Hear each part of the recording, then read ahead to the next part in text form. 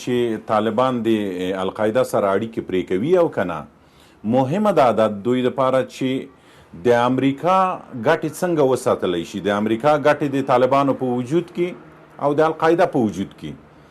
زه فکر کوم چې طالبان به دا ونه غواړي چې د القاعده سره خپل اړیکې پرې کړي، بلکې القاعده به اوس وغواړي چې د امریکا ګټې وساتي.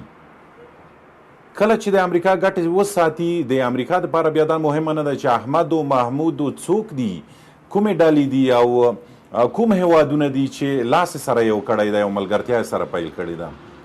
امریکا هغه هیواد دی چې په ترهګرو خپلې ګټې ساتي. امریکا هیواد دی چې په هر ډول چې کیږي خپلې ګټې ساتي.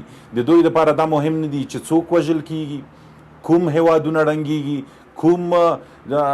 کوم قدرتونه د بنسټه نړیږي، لکه په تیر کې چې موږ تاسو ولیدل په افغانستان کې اسلامي امارات دوی ړنګ کړ، طالبان یې تبعید کړل. په همدې ډول دوی د صدام حسین حکومت یې ړنګ کړ. هغه یو قوي یو قانوني حکومت و. دوی دغه ځای راغلل، هلته القاعده نه وه، بلکې دوی د دوی ګټې په خطر کې وې په هغه حکومت کې. نو هغه حکومت یې ړنګ کړ، بنسټونه یې ور ړنګ کړل، ملي بنسټونه یې د خاورو سره ور خاورې کړل او هغه څوک یې راوستل چې د دوی ګټې وساتي. امریکا ته دا مهمه ده چې څوک دي، که ترهګر وي او که نه وي ترهګر، چې د دوی ګټې ساتي. دا نه ده مهمه چې احمد او محمود او په کومه جامه کې، په کوم رنګ کې او په کومه تګلاره څوک روان دي. ډیره زیاته مننه. فضلي صاحب، ستاسو نظر څه دی؟ په اوسني وخت کې دغه دوه برخې لري د طالبانو سره د القاعدې اړیکې، یو یې بهرنی اړخ دی، یو یې د افغانستان دننه اړخ دی. که چیرې مثلا القاعدې سره طالبان اړیکې ولري، د افغان سولې پر پروسه باندې به یې اغېز سوي، او که چیرې دغه اړیکې قطع سوي وي، د افغان سولې پر پروسې باندې به یې اغېز سوي.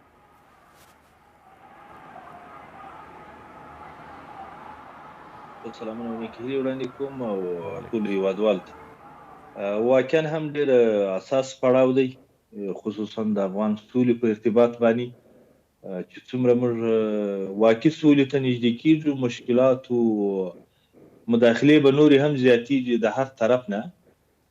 په ټوله کې که چېرته وګورو، لکه مخکې چې انصاري صاحب اشاره ورته وکړل، 18 میاشتې یا 19 میاشتې مذاکرات طالبانو او د امریکایانو ترمنځ په ډېره غټه کچه، او بیا د سیمې هیوادونه په هغو کې انوال وه چې دوی څنګه د قرارداد امضا کاوه. دا داسې په پټو سترګو باندې تفاهم نه دی رامنځته شوی د امریکایانو د طالبانو ترمنځ، چې فقط د امریکایانو څو چارواکي راغلي او یا د طالبانو 2 کس هلته ناست وي. تقریبا 21 هیوادونو هلته حضور درلودی. دا ټول اړخونه سنجول سوي دي. زه فکر نه کوم چې دا شی دې موجود وي، او نه د القاعدې خاص دلته دومره خاص اثرات پاته دي لکه څنګه چې په اویمه کلیزه کې وه، همداسې د مجاهدینو په وخت کې، بیا د طالبانو تاریخ په وخت کې په درنیو کلم کې. نو اوس د القاعدې بیخي څرک هم نه لیدل کېږي. زه فکر نه کوم چې طالبان د یو دومره غټ ملک سره لکه امریکا غوندې هیواد سره یو تعهد ته رسېږي، او بیا د دوی په دومره وړوکي جزي شي باندې خپل دا ټوله هر څه د خاورو سره خاورې کړي. البته یوازې امریکا او طالبانو دغه تفاهم ته سره رسېدلي دي. بعضې هیوادونه اوس هم د دې مخالف دي چې په افغانستان کې دایمي سوله راسي او دلته ثبات راسي. لکه څنګه چې اصولي صاحب وویل، امریکایان ته خپل ګټې خو مهمې دي، دا چې په هر نامه باندې دلته تامینېږي، دوی به کوشش کوي. مثلا یو مثال که چېرته موږ تاسې وګورو، رښتیا هم په عراق کې کله چې د صدام حسین نظام و، هلته په یوه اصطلاح باندې تر ډېره حده پورې یو قانوني اصولي نظام و، او کله چې بیا د بوش په وخت کې مداخله وسول او هغه نظام د منځه ولاړی او صدام په شهادت ورساوه. در اوسه پورې تاسې ګورئ هلته څه ناخوالې روانې دي، څه جنګونه روان دي، خپل مابینځو جنګونه، سني و شیعه او داعش را پیدا کېدل. همداسې سوریې ته راسي، لیبیا ته راسي، دغه ټولو د سیمو هیوادونو ته. اما په مجموع کې زموږ دپاره چې مهم شی دا دی، څنګه کولی شو چې واقعا هم د دغه ټولو مداخلو سره خپل په منځ کې یو اتحاد او اتفاق ته سره ورسېږو چې اوس یو نسبي سولې ته سره یعنې نږدې تاسو سوي باوري یاست چې طالبان القاعدې ډلې سره اړیکې نه لري اوس وخت کې؟ قطع یې نه لري. هغه په دې وجه باندې چې القاعده په هغه قوت کې نشته، چې په هغه قوت کې تر اوسه پورې نه ده پاتې چې طالب ته کوم خیر ورسېږي، معنوي یا مالي یا ماني یا سیاسي، هغه شیان یې د لاسه ورکړي دي، د دوی هغه نیټورک ختم شوی دی. په هغه وخت کې چې دوی دغه درلودی، د طالبان د رهبري سره باید درلودی، په هغه وخت کې رښتیا هم د دوی تمرکز دلته زیات و، مالي امکانات ورسره وه، هر څه ورسره وه، او طالبان هم داسې یو بهرنی سپورټر هېواد نه درلودی چې دوی سپورټ کړي، د ډېره حده پورې دوی سپورټ کول. اما دا راغلي هم د جهاد په وخت کې و، دلته ننګرهار کې اوسېدل، طالبان سره یو ځای شو. په اوس شرایطو کې زه هیڅ نه داسې بېلګه نه وینم چې د طالبانو سره د مستقیم القاعده اړیکې ولري، بلکې د هغه قرارداد په اساس باندې دا شی واضح ذکر شوی دی چې طالب به نور د القاعدې یا داعش دغه ګروپونو سره اړیکې نه لري، بلکې ذاتي وي. ډېر مننه. انصاري صاحب، د ملګرو ملتونو او امریکا ترمنځ کوم ټکر رامنځته شوی دی؟ همدغه ملګرو ملتونه و چې په اولو کې د طالبانو او امریکا ترمنځ د سولې هوکړې لاسلیک څخه تود هرکلی وکړی، هغه یې تایید کړله. بیا دغه ډول څرګندونې په څه معنا باندې دي؟ ولې دغه معلومات هغه وخت کې نه سوی شریک کېدلی چې د طالبانو او امریکا ترمنځ تړون کېدی؟ دې برخه کې سیاسي ټکر ویني او که یا دوی غواړي چې د افغانستان د سولې په معضله کې کوم خنډ رامنځته کړي؟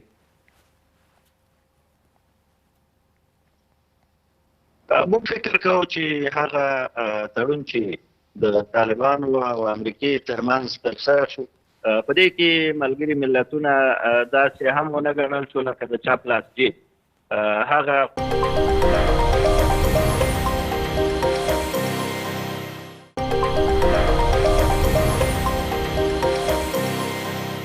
دوی د ټاکنو مسؤلینو ته ویلي، دوی د افغانستان په ټولو سیاسي چارو کې، په ټولو مادي او معنوي چارو کې لاسوهنې درلودې، او دلته یې د بریتانوي استخباراتو یو شمېر معلوم الحاله جاسوسان راوستي وه او د ملګرو ملتونو په اډانه کې د افغانستان په سر او سرنوشت حاکم کړي وه. دلته د مایکل سمپل ښه مثال ورکولی شو چې د امریکایي ځواکونو د راتګ سره سم دی د ملګرو ملتونو د 4 ډیسکونو نه د یو ډیسک مشر و، او تاسې بیا وروسته ولیدو چې د اروپایي اتحادیې ځانګړی استازی او سفیر شو، او هغه څوک چې جنګي ډلو ته یې وسلې او موټرسایکل او امکانات پېچلاوه، بیا د حامد کرزي په وخت کې د افغانستان نه ډیپورټ شو او وشړل شو. د مېرمن هم د پاکستاني جنرال خور یا لور ده، او دا اوس هم په اسلام آباد کې او کله هم افغانستان ته راځي او د افغانستان په چارو کې لاسوهنې کوي. د دې تر څنګ د هایسم او نورو په نوم بریتانوي استخباراتي کارمندانو چې ملګرو ملتونو د ادرس د افغانستان په سیاسي، امنیتي او اجتماعي چارو کې لاسوهنې درلودې، حتی ټاکنو په مسایلو کې، دا ټول هغه څه د افغانستان د خلکو له انظارو پټ نه دي پاتې او نه پټېږي. موږ فکر کوو چې په دې تړون کې د دوی کومو دسیسو ځای نه دی پاتې شوی په دې مسایلو کې، او تر څنګ یې د امریکا متحده ایالات ولسمشر د کرونا د وبا په برخه کې د ملګرو ملتونو په نوم سازمان ته دومره په قهر او غوسه دی چې د بریټو باندې خپلې ټولې مرستې قطع کړې، نړۍ هم غږ وکړ چې له دوی سره مرستې ونه کړي، که دوی د کرونا د وبا د کنټرول او یا هم د هغې د مخنیوي په برخه کې یا هم له خلکو سره د لازمو مرستو قوت ونه کړو، او نه یې د زعامت وښودو تر څو د نړۍ د خلکو د ژغورنې په برخه کې لازم او کارنده رول ولوبوي.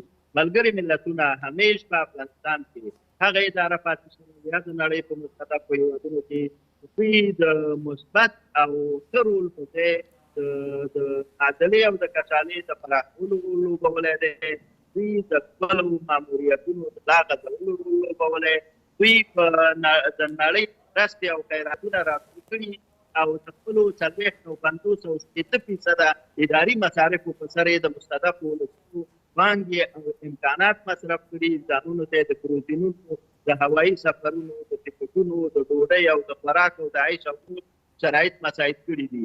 تر دې پورې چې د اخلاقي فسادونو کیسې د مختلفو دفاترو نه حتی د خپل مسؤلینو موږ ته کړي دي چې په کومو شرایطو دوی دلته کارونه بله انصاري صاحب همدغه ډول څرګندونې یا دغه ډول معلومات خپاره کول فکر کوئ افغان سولې بهیر ننګولی سي چې خنډونه پکښې رامنځته سي دغه ډول څرګندونې وسي؟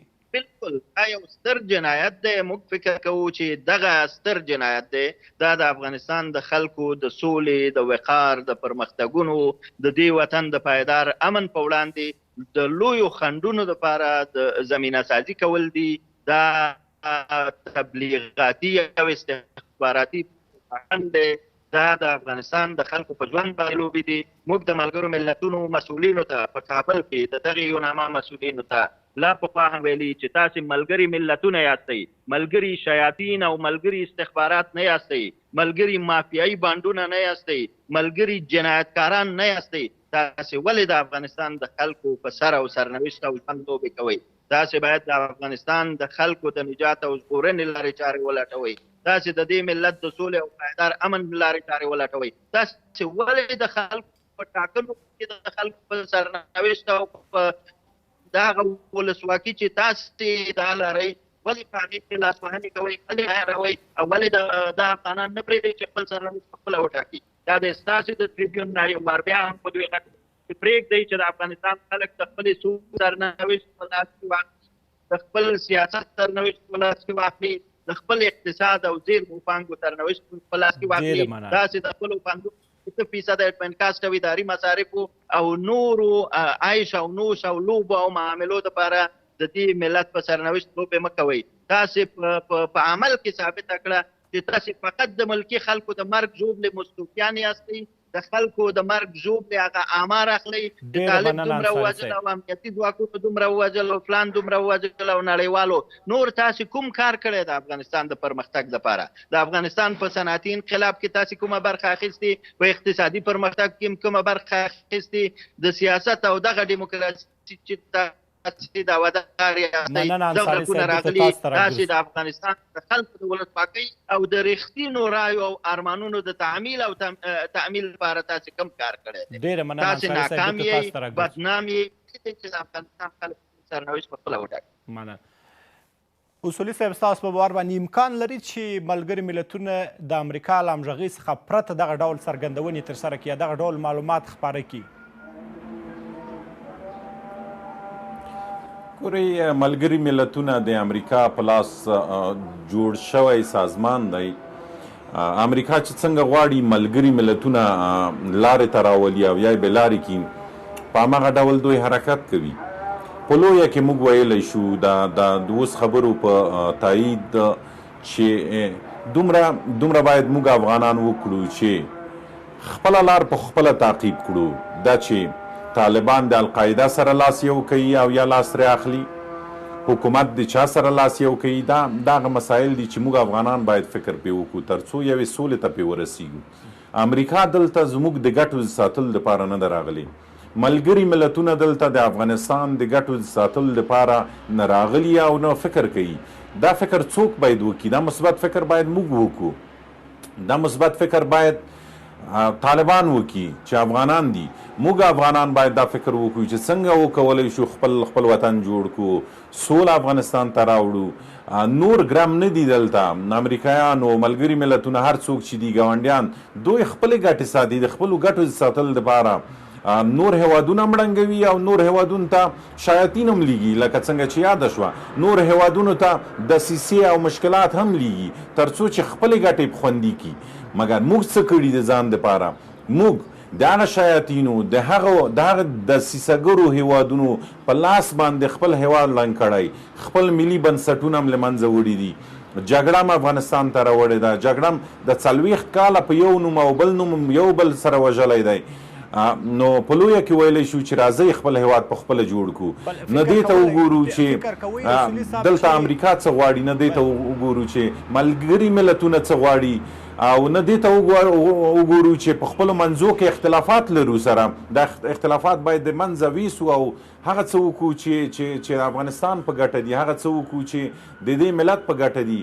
د یوې ډلګۍ د طالب په ګټه نه وي، د حکومت په ګټه نه وي، بلکې د ملت په ګټه وي، د افغان ملت په ګټه وي. اصولي صاحب فکر کوئ چې دا ځل طالبان متوجه دي چې ملګري ملتونه یا په خاص ډول باندې امریکا چې تاسو ویل چې پر ملګرو ملتونو باندې خاص تاثیر پروت دی چې څه امریکا وغواړي ملګري ملتونه هغه کولی شي، یوې خوا تړون ورسره لاسلیک کوي او بل خوا بیا د طالبانو په تړاو باندې دغه ډول څرګندونې کوي. طالبان څومره دې ته متوجه دي چې دا ځل د بل په لاس باندې د یوالې په توګه باندې استعمال نسی؟ دومره ویلی شو چې امریکا د افغانانو د استعمال موضوع د کلونو پخوا شروع کړې ده. طالبان هم استعمال کړل، افغان حکومت هم استعمال شو ورسره. هر بهرنی هیواد چې یو ځای ته ځي دوی د استعمال دپاره اشخاص ټاکي، حکومتونه جوړوي د استعمال دپاره. دوی د دې دپاره نه راځي چې هلته هغه خلک هغه ملت پې ګران وي. ګورئ پاکستان د طالبانو سره مرسته کوله. کله چې امریکا پاکستان ته وویل چې طالبان باید افغانستان څخه تابعید شي، همغه پاکستان راجیک شو. د طالبانو مشران یې لوڅ لغړ په امریکا خرڅ کړل، د ډالرو په مقابل کې، د امتیازاتو په مقابل کې همدغه طالبان خرڅ کړل، استعمال یې کړل او بیرته یې پې خرڅ کړل. دوهم واره بیا همدغه کار وشو، طالبانو سره مرستې شروع کړي. د چا په خوله؟ د دې امریکا په خوله. دومره ویلی شو چې بهرني هیوادونه موږ استعمالوي، په هر نوم شي، د اسلامپالو، د ډيموکراتانو او په نورو ډیرو نومونو م استعمالوي تر څو چې یو بل سره وجنګوي. راځئ موږ د خپل عقل څخه کار واخلو. دا وطن موږ تاسو چې جوړ نه کړو، څوک یې نه جوړوي دلته، نه بوش راځي دلته، نه اوباما راځي او نه هم ټرمپ راځي دلته، نه هم پاکستانیان پنجابیان راځي چې موږ جوړ کړي سره. موږ باید دغه کار وکړو.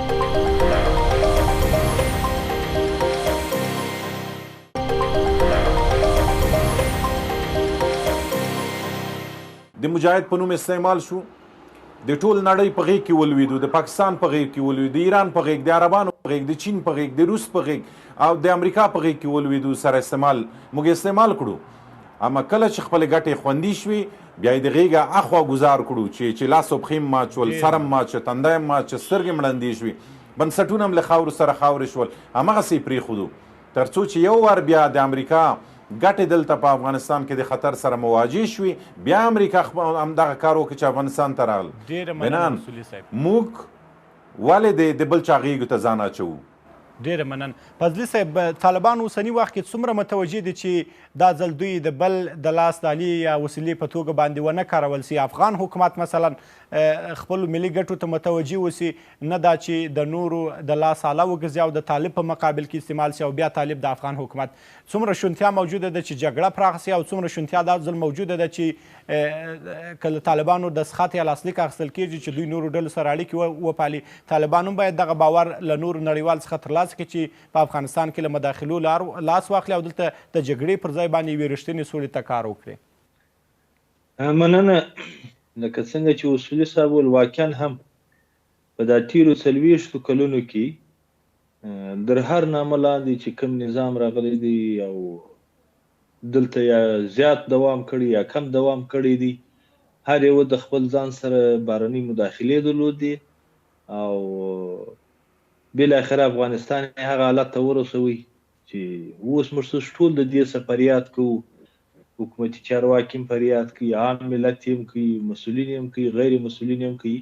خو ښه خبره به دا وي، 21مه پیړۍ ده، د ټکنالوژۍ عصر دی، هر سړی په دې پوهېږي چې امریکایان څه غواړي، برتانیان څه غواړي، د سیمې هېوادونه یا ګاونډیان څه غواړي او موږ څه کول غواړو. دغه 2-3 مثال دي، لکه څنګه چې د دغه 2 ډاکټر صاحبانو په مابین کې یو تفاهم رامنځته شو بغیر کوم بهرني سفیرانو یا استازو. البته افغاني مشران په خپل منځ کې سره کښېنستل، هغه خپل مابینځي اختلافات هغه ته د پای ټکی کېښاوه، یو نسبي چارچوکاټ د نظام جوړ کړي چې بالاخره به د یو واحد ادرس نه د سولې مذاکراتو ته یا بین الافغاني مذاکرات ته ځو. او همدغسې که چېرته د طالبانو د لوري نه هم چې څومره تکلیفونو کړاوونو دوی په دا 13 کاله کې تیر کړل د مختلفو هیوادونو سره، هغه به ټوله دوی ته معلوم وي او ورته معلوم هم دي چې چا د دوی سره څه کړي دي، هغه هم بالاخره افغانان دي. نو ښه خبره به دا وي چې د دغه وړو وړو اختلافاتو سره تیر سو، یو فرصت رامنځته شوی دی، د دغه فرصت نه یو سالمه ګټه واخلو چې د نورو د خلکو د لاس حاله ونه ګرځېږي په دغه اساسو شیبو کې چې یو ځل د خپل مابینځي اختلافات ختم سول، یو اتحاد او اتفاق یو ملي اجماع ته سره ورسېدلو، بیا دغه په کور دننه کې د خبرو ناندري ډایلوګ دا شیان دي وي خو چې کله موږ دغه د توپک پر ځای باندې قلم راواخلي یا مو د خبرو د لارې نه یو بل ته قناعت سره ورکاوه، بیا به دغه ویره نه وي موجود چې نن زه تا وژنم او ته ما وژنې. اوس خو روزانه بدبختانه تاسې ګوري دواړو طرفینو ته هغه اوسط که چیرې هغه ارقام چې راواخلو 80 کس روزانه افغانان د منځ نه ځي. دا که د طالب لور ته یي که د حکومت لور ته یي، بالاخره دا څوک دي او اکثریت یې ځوانان دي چې د هغو تعلیم د هغو آینده ژوند هغه ټوله قرباني کیږي. بالاخره موږ هغه هدف ته هم نسو رسېدلی چې د افغانانو هیله ده. مخکې اصولي صاحب یوې ډېرې ښه خبرې ته اشاره وکړل چې موږ که چېرته حکومت ته ګورو یا طالب ته ګورو، مهمه خبره دا ده چې خپل ملت ته هم یو څه رجوع وکړو. هیا که موږ دلته یو نظام جوړوو او یو نظام درلاسه کړو، دا په کنډوالو او په ماتو ویرانو باندې کوو که په دغه ملت باندې کوو؟ ملت بیچاره مو کله د ایران په سیند کې اوبه غر کوي او کله د ترکیې یا د یونان په سیندونو کې مایان خوري. موږ په دې یو شي باندې جنجال دی چې ته ښه ویل ما بد ویل.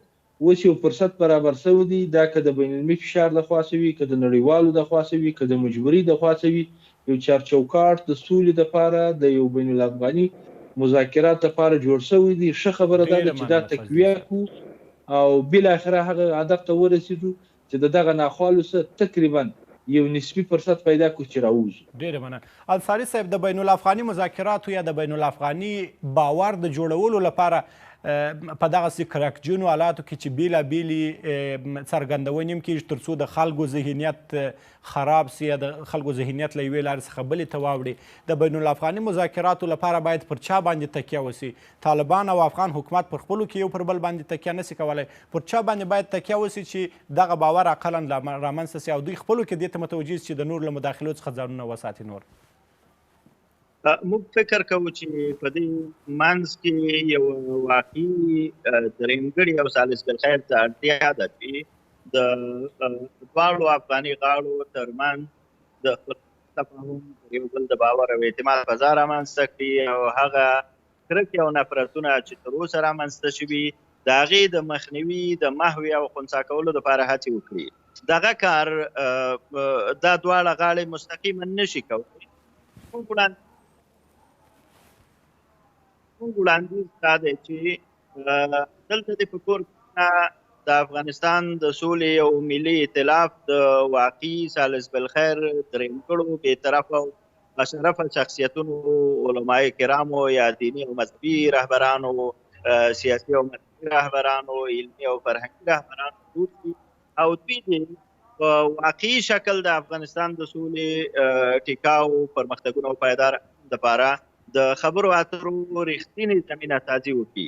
د سیمې په کچه د سیمې هغه هېوادونه چې د افغانستان په لانجه او کشاله کې د خپلو ګټو دپاره یا لاس په کار دي او په دې برخه کې فعالیتونه لري، څوک باروت رالیږي، څوک واسکټونه رالیږي، څوک توپ او ټانک رالیږي، دغسې نور بهرني هېوادونه د دوی دپاره د سیمې په کچه باید یو د سیمې د سولې ائتلاف رامنځته شي او د نړۍ دپاره د نړۍ د سولې ائتلاف تر څو په هره کچه موږ وکړی شو د اعتماد سازۍ فضا رامنځته کړو، که هغه په کور دننه وي ائتلاف باندې کار وکړو، د سیمې کچه وي د سیمې د سولې ائتلاف د زمینه سازۍ او د اعتماد باور او د همکارۍ د فضا رامنځته کار وکړي او هغه تشویشونه چې افغانان یې له ګاونډیانو لري او ګاونډیان یې له افغانستانه یا په افغانستان کې د بهرنیانو له حضوره یا هم د القاعده یا نورو نفوذونو نه لري،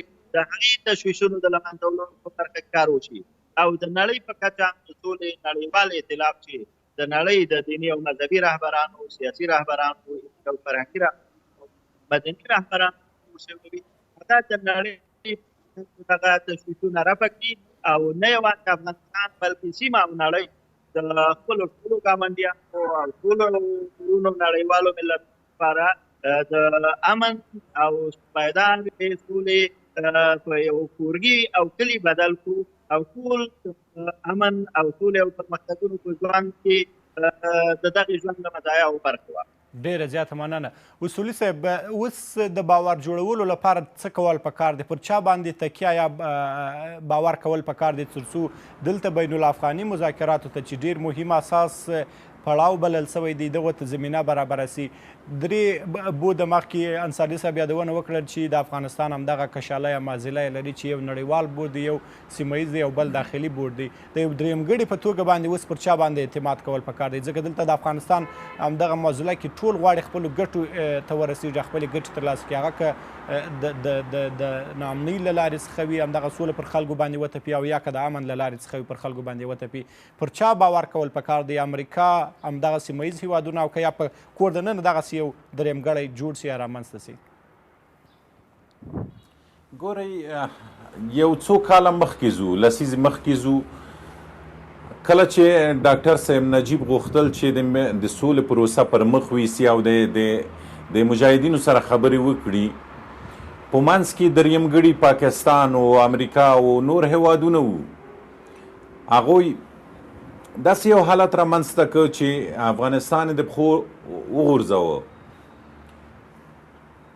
تاسو پوهېږئ که چیرې موږ تاسو په ځان باندې اتکا ونه کړو او په ځان باندې یقین ونه لرو، په یو بل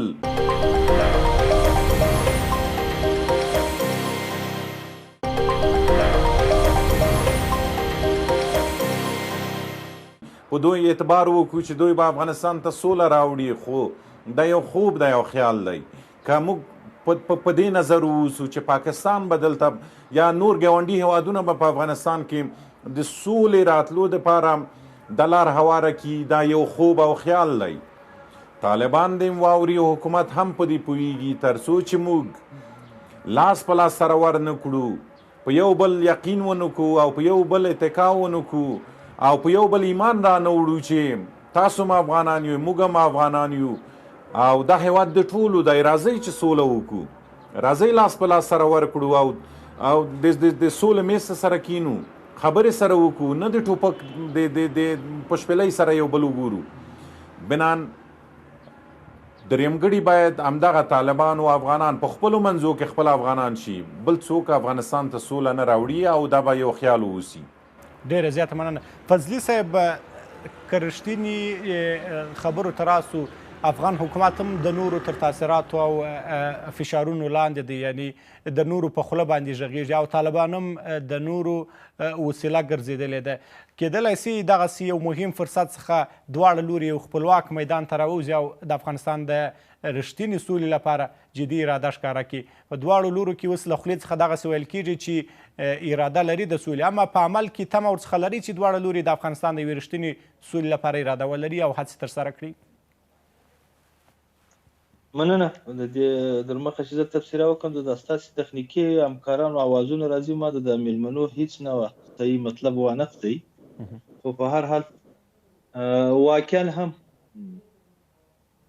ستونزې شته، هم د حکومت په چوکاټ کې بعضې اشخاص شته چې هغه په دې شرایطو کې رښتیا هم د واقعي سولې طرفداره نه دي، او د طالبانو په ډلو کې هم داسې کسان شته چې هغه د هغسې یو سولې طرفداره نه دي چې د ټول ملت ورته تمه او توقع وي، خو هغه ډېر کم اشخاص دي د ګوتو په شمېر باندې.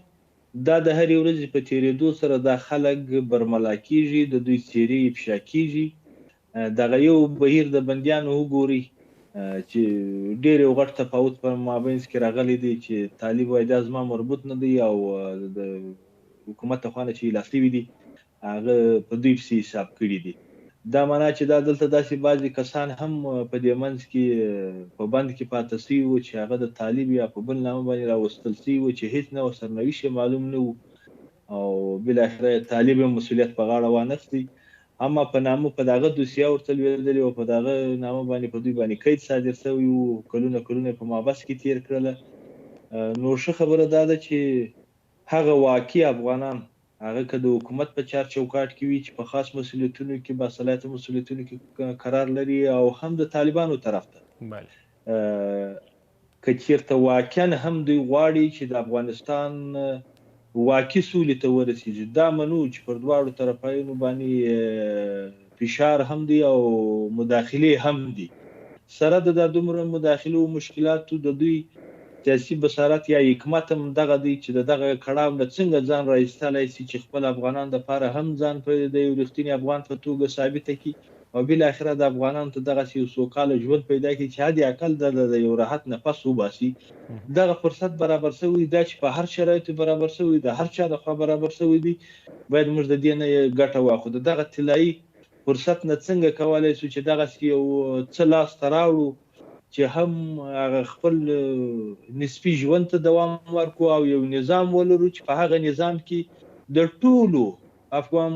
ټولو افغانانو د افغانستان د 34 ولایاتو اوسیدونکو د ټولو قومونو ژوند په امن کې وي، ځکه افغانان تاسو ته معلوم دي ډېر زحمتکش او غریبان خلک دي. هغه بیا که دلته په دې ملک کې یو نسبي سوله واوسیږي، هیڅ ضرورت نشته دې ته چې یا دوی په اریرود سیند کې غرق دي یا همدغسې په نورو هیوادونو کې خپل ژوند د لاسه ورکړي. که څوک مجبوره نه وي، تاسې خپله فکر وکړئ چې یو ژوندی انسان ته د توپک شپېلۍ نیول کېږي چې خامخا به په دې سیند کې ځان غرقوي او شاته به نه ګوري، که نه په مرمۍ دې ولم.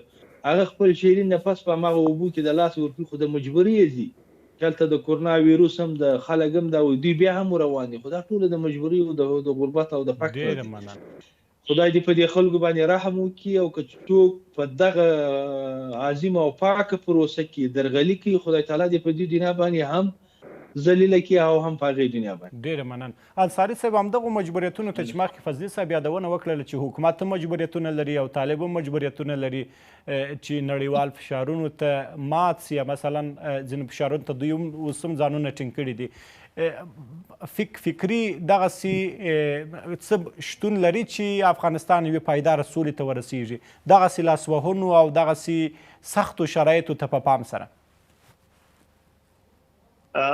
ما چې مخکې کوم 3 تجویزونه وړاندې کړه، په کور دننه افغانستان له بېطرفه او باشرفه دیني او مذهبي رهبرانو، بېطرفه او باشرفه سیاسي او مدني رهبرانو او بېطرفه او باشرفه علمي او فرهنګي رهبرانو یو د ټولو اختلاف دا کولی شي په دننه د حکومت په ډانه کې یو شمېر حق اصوله منع مفسد او غدار و عناصرو په تدقیق سره د هغوی د افغانستان ملت نمایندګۍ او رښتینو خلکو د راوستو په برخه کې حکومتونو ته د واقعي مقام د جوړولو د میناسازي وکړي او سوله راولي.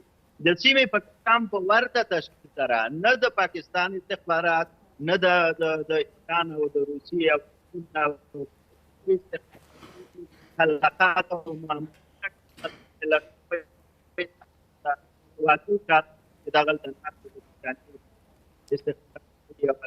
پاکستان او نور هیوادونو ته د افغانستان راپورونه ورکول، نه دغه خلک بلکې بېطرفه او باطرفه سیاسي رهبران، مدني رهبران، ادبي رهبران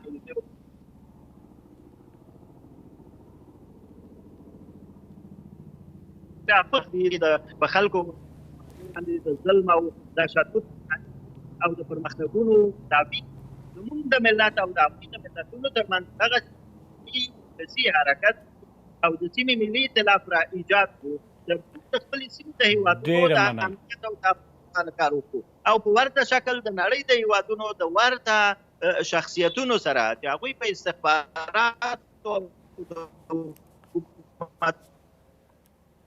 ډېره مننه انصاري صاحب. په ګټو پورې تړلې نه وي، نه د ملګرو استخباراتو، ملګرو شیاطینو او ملګرو جنایتکارانو او جنایتکارو مافیایي بانډونو مننه انصاري صاحب، وخت مو کم دی. اصولي صاحب ته به هم نوبت ورکړو. اصولي صاحب، په ډېر لنډ ډول باندې حل لارې چارې څه دي په دغسې یو مهم اساس پړاو کې چې افغان حکومت او طالبان خپلو کې ورته متوجه اوسي؟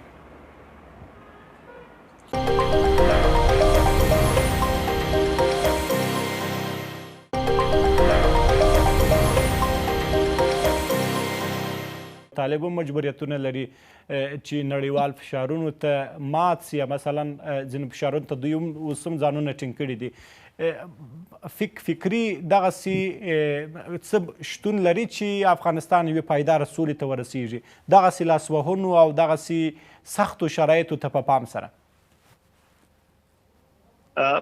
ما چې مخکې کوم 3 تجویزونه وړاندې کړه، په کور دننه افغانستان له بېطرفه او باشرفه دینی او مذهبي رهبرانو، بېطرفه او باشرفه سیاسي او مدني رهبرانو او بېطرفه او باشرفه علمي او فرهنګي رهبرانو یو د ټولو اختلاف دا کولی شي په دننه د حکومت په ډانه کې د یو شمېر حق اصوله منع مفسد او غدارو عناصرو په ترکیز سره د هغوی د افغانستان ملت نمایندګۍ او رښتینو خلکو د راوستو په برخه کې حکومتونو ته د یو واقعي مقام د جوړولو په میناسازي وکړي او سوله راولي. د سیمې پاکستان په ورته تشکیل سره نه د پاکستان استخبارات، نه د ایران او د روسیې او حلقات او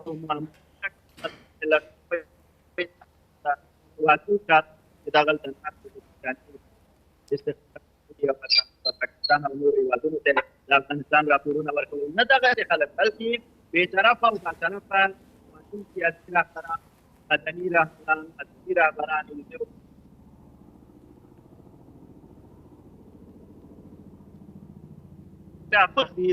په خلکو باندې د ظلم او د تشدد او د پرمختګونو دعوي زموږ د ملت او د هغوی د ملتونو ترمنځ دغه سیاسي حرکت او د سیمې ملي ائتلاف را ایجاد کړو، د خپلې سیمې د هېوادونو د امنیت او د کار وکړو او په ورته شکل د نړۍ د هېوادونو د ورته شخصیتونو سره چې هغوی په استخباراتو ډېره مننه انصاري صاحب. په ګټو پورې تړلې نه وي، نه د ملګرو استخباراتو، ملګرو شیاطینو او ملګرو جنایتکارانو او جنایتکارو مافیایي بانډونو. مننه انصاري صاحب، وخت مو کم دی. اصولي صاحب ته به هم نوبت ورکړو. اصولي صاحب، په ډېر لنډ ډول باندې حل لارې چارې څه دي په دغسې یو مهم اساس پړاو کې چې افغان حکومت او طالبان خپلو کې ورته متوجه اوسي؟ زه دومره ویلی شم چې بهرنیان په افغانستان کې سوله نه راولي. بهرنیان د دې لپاره افغانستان ته راغلي وو چې څنګه وکولی شي دغه جګړه توده کړي، او اوس هم بهرنیان او ګاونډیان په عموم کې ټول نه غواړي چې په افغانستان کې سوله راشي. دلته د سولې مخالف دي او د دوی په ګټه جګړه ده. بنان چې د دوی ګټه په جګړه کې وي، نو ښه دا ده چې موږ په یو بل اعتبار وکړو او په خپلو منځو کې سره د سولې میز ته کښېنو او دا مشکل حل کړو. ډېر زیات مننه. فضلي صاحب، تاسو د حل لارې چارو په توګه باندې کوم پیشنهاد لرئ؟ مهرباني. مننه. بس فعلا دپاره خو وخت هم کم دی. دغه بهترین پیشنهاد دی کوم چارچوکاټ چې جوړ شوی دی د سولې مصالحې عالي شورا ده، همدغسې دغه جادي رهبران او په کور دننه کې هغه کسان چې واقعا هغه د افغانستان د مشکلاتو حل غواړي، دوی خپل په منځ کې یو اتحاد او اتفاق سره وکړي او لاس سره ورکړي، دغه اوسنی بهیر د سولې بهیر دغه تقویه کړي. هیڅ نه هم بهرني هېوادونو ته چانس د دې ورنه کړي چې هغه د دې پر ځای باندې چې موږ ته خیر رسي چې بې خیري ونه رسي. ځکه څو نمونې موږ ولیدلې چې کومو مسایلو ته چې موږ په خپل منځ کې اتحاد او اتفاق وکړي ډېر ژر یې نتیجه ورکړه، اما بهرنیو دا موضوع ډېره غځول. نو اوس فرصت پیدا شوی دی، طالبان ورونو باندې مو هم دا غږ دی چې راځئ د دغه فرصت نه ګټه واخلو، بالاخره په اتحاد او اتفاق باندې دغه اوسنۍ کومه موضوع یا کومه نړۍ چې روانه ده بندیان به هم خلاص کړي او خدای دې ژر بین الافغاني مذاکرات شروع کړي چې بالاخره د سولې هغه هدف ته ورسېږو چې د ټولو هېوادوالو هیله او ارزو ده. ډېره زیاته مننه فضلي صاحب، اصولي صاحب او انصاري صاحب، ستاسو درې واړو له ملتیا څخه مننه کوم. پاته ورځ مو نیکمرغه اوسه. قدرمن لیدونکو له تاسو څخه مننه، وخت مو پای ته رسېدلی، تر بیا ښې چارې ولرئ.